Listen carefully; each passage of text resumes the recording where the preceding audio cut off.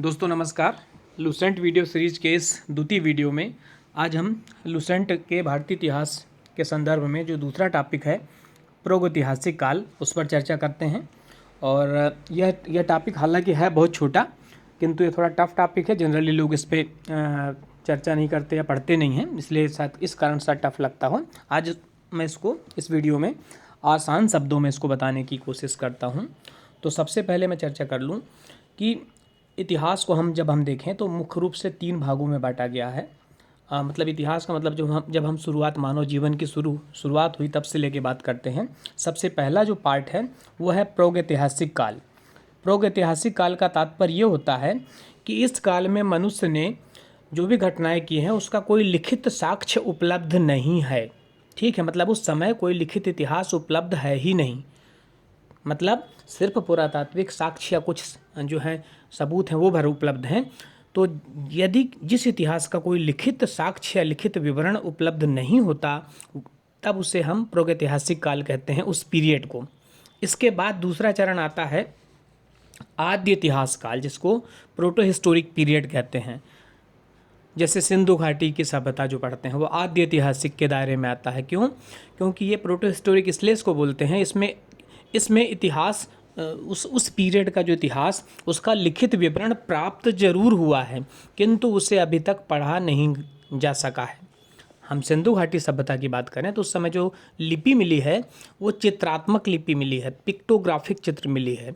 हम उसमें देखते हैं कि यहाँ पे 250 से लेकर 400 से अधिक जो हैं चित्रों का प्रयोग किया गया है लिपि में, किंतु ये वर्णनात्मक नहीं है, उसमें वर्ण नहीं है बल्कि क्या है, चित्र के रूप में है। और यही जो चित्र हैं वो उस समय के किसी भाव को या किसी वस्तु को प्रदर्शित करते हैं। तो क्लियर हुआ, आद्य ऐतिहासिक का मतलब होता है जहां हमने प्रागैतिहासिक देखा जिसमें इतिहास का लिखित विवरण उपलब्ध नहीं है। ठीक है, आद्य ऐतिहासिक में क्या हम देख रहे हैं कि विवरण तो उपलब्ध है किंतु लिपि इस तरीके की है कि उसको पढ़ना संभव नहीं है या अभी तक पढ़ा नहीं जा सका है। और तीसरा पीरियड आता है ऐतिहासिक पीरियड, जिसमें लिखित विवरण उपलब्ध भी है और उसको पढ़ा भी जा चुका है। जैसे वेदों की बात, हम वैदिक सभ्यता से बात करते हैं तो इसमें वेदों के तौर पे ये चीज़ें उपलब्ध हैं। तो हमने बेसिकली 3 पार्ट में देख लिया। ठीक है, अब हम बात करें प्रागैतिक, क्योंकि जो टॉपिक है ये मेनली सिर्फ उसमें से इन 3 में से एक पे ही डिपेंड है, प्रागैतिहासिक काल पे, जिसको हम पाषाण काल भी कहते हैं। ठीक है, क्योंकि इस समय जो है मनुष्य टोटली जो है पत्थरों पे डिपेंड था। ठीक है, सारी चीज़ें जो हैं, हथियार वगैरह जो बनाता था वो भी पत्थरों से ही बनाता था। तो इसलिए इस पीरियड को हम पाषाण काल कहते हैं। इसको फर्दर मतलब अगेन 3 भागों में बांटा गया है। पहला बांटा गया है पुरा पाषाण काल, फिर मध्य पाषाण काल और फिर नव पाषाण काल। एक बार मैं और बता दूं, पुरा पाषाण काल मतलब पाषाण काल का प्रारंभिक पीरियड, जिसको इंग्लिश में पेलियोलिथिक कहा गया है। फिर मध्य पाषाण काल मीजोलिथिक और फिर नव पाषाण काल नियोलिथिक। अब हम इन तीनों कालों पे चर्चा करेंगे। तो पूरा पाषाण काल सबसे पुराना पीरियड है। उस समय तक मनुष्य ने आग का आविष्कार कर लिया था और शिकार करता था। मनुष्य जो है वो शिकार करता था बड़े बड़े पत्थरों की सहायता से, जिसको हम पत्थरों के औजार कह सकते हैं, उसकी सहायता से जानवरों को मारता था। और आग का आविष्कार चूँकि हो चुका था तो उनको भून के खाता था। इसके अतिरिक्त और कोई चीज़ आगे नहीं हो पाई थी। फिर हम मध्य पाषाण, अच्छा हाँ, हम इसी काल के कुछ स्थलों की बात भी कर लेते हैं जो प्रमुख स्थल पाए गए हैं वर्ल्ड वाइड, विशेष रूप से इंडिया और मध्य प्रदेश में। पूरा पाषाण काल का एक स्थल बहुत ज़्यादा प्रसिद्ध है, भीमबेटका, जो मध्य प्रदेश के रायसेन जिले में स्थित है। साथ ही नर्मदा घाटी में भी कई अवशेष, जो आदमगढ़ की बात हम करें जो होशंगाबाद में है, जहाँ मानव का प्राचीनतम साक्ष्य मिला है, ये पूरा पाषाण काल से संबंधित है। बेलन घाटी जो उत्तर प्रदेश में है ये भी पूरा पाषाण काल की है। अब हम बात करें मध्य पाषाण काल की। ये क्या है, जो मध्य पाषाण काल है ये पूरा पाषाण काल और नव पाषाण काल के बीच का पीरियड है, मतलब संक्रमण पीरियड है। मतलब अभी भी मनुष्य जो है शिकारी कर रहा था, लेकिन जो औजार हैं पत्थर के और छोटे छोटे बनाने लगा और नुकीले बनाने लगा। उनको क्या नाम दिया गया इतिहासकारों ने, माइक्रोलिथ कहा गया है। मतलब इस समय जो छोटे छोटे औजारों का प्रयोग किया जाने लगा जिसको माइक्रोलिथ कहा जाने लगा।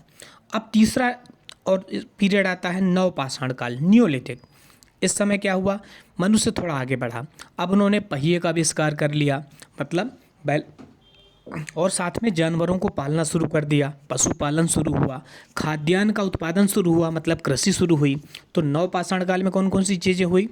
कृषि शुरू हुई, पशुपालन शुरू हुआ, पहिए का आविष्कार हुआ, और इसी से स्थायी बसाहट, चूँकि कृषि करने लगा एक जगह रह के मनुष्य, तो मनुष्य एक जगह स्थिर स्थायी रूप से बसने लगा। इसमें कुछ स्थलों की हम बात करें तो मेहरगढ़, जो कृषि का प्राचीनतम साक्ष्य के जो है वहाँ मिले हैं, मेहरगढ़ जो बलूचिस्तान में स्थित है, वो स्थान आपको याद रखना है। दूसरा कोल्डी हवा, जो कि इलाहाबाद के नज़दीक उत्तर प्रदेश में है, यहाँ चावल की कृषि के प्राचीनतम साक्ष्य मिले हैं। अब हम ये हमने बड़ा बड़ा बताया कुछ चीज़ें। अब लुसेंट के कुछ पॉइंट में और इंगित करूँगा, यहाँ तो आप पढ़ ही लेंगे कि एक ज्ञानी मानव जिसको होमो सेपियंस कहा गया है, ये जो धरती पे आया 30 से 40 हज़ार वर्ष पूर्व आया। मनुष्य ने सबसे पहले किस धातु का उपयोग किया? तांबा धातु का उपयोग करना सीखा। लोहे का उपयोग याद रखिएगा बाद में किया। और तांबे में भी क्या बनाया उन्होंने? कुल्हाड़ी बनवाया। कृषि में सबसे पहले किसकी किया? गेहूँ और जौ की। बाद में चावल भी आ गए। और औजार जो बनाए वो सब पत्थर के बनाए गए, स्फटिक के बनाए गए। और मनुष्य ने जो पूरा पाषाण काल में औजारों की खोज की, ये बताने वाले जो व्यक्ति थे, पहले व्यक्ति रॉबर्ट ब्रूसफुट थे। मोहनजोदड़ो जो सिंधु घाटी के समय का प्रसिद्ध स्थल है, ये भारत का सबसे प्राचीन नगर है जिसकी खोज की गई। इसको मृतकों का टीला कहा गया है। भीमबेटका की हमने चर्चा कर ही ली है, जो पूरा पाषाण काल का है। और क्यों प्रसिद्ध है ये? यहाँ पर शैल चित्र मिले हुए हैं। उस पीरियड में जो गुफाओं में चित्रकारी की थी मनुष्यों ने, उसका वर्णन है इस पे, इस कारण ये प्रसिद्ध है। और भारत में मनुष्य संबंधी पहला प्रमाण कहाँ मिलता है?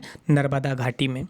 साथ ही एक जो नोट करके इन्होंने लिखा हुआ है, खास बात लिखा है कि भारत में जनसंख्या का जो प्रजाति के आधार पर विभेदीकरण है, किस प्रजाति के कितने लोग हैं, ये बताने का काम जो है सबसे पहले भारतीय नागरिक सेवा, जिसको ICS बोलते थे, इंडियन सिविल सर्विसेज बोलते थे, आज की डेट पे जिसको IAS बोलते हैं, उस समय क्या बोलते थे? ICS, भारतीय नागरिक सेवा। उसके अधिकारी थे एक रिजले, उन्होंने बताया था। तो ये सामान्य जानकारी हुई प्रागैतिहासिक काल की। अगले वीडियो में हम भारतीय इतिहास के तीसरे टॉपिक सिंधु घाटी सभ्यता पर चर्चा करेंगे। और इसके चूँकि पहले की वीडियो में हमने प्राचीन भारतीय इतिहास पर चर्चा की थी, यदि आपने वो ना देखा हो तो आप उसको पूर्व वीडियो में देख सकते हैं। Thank you.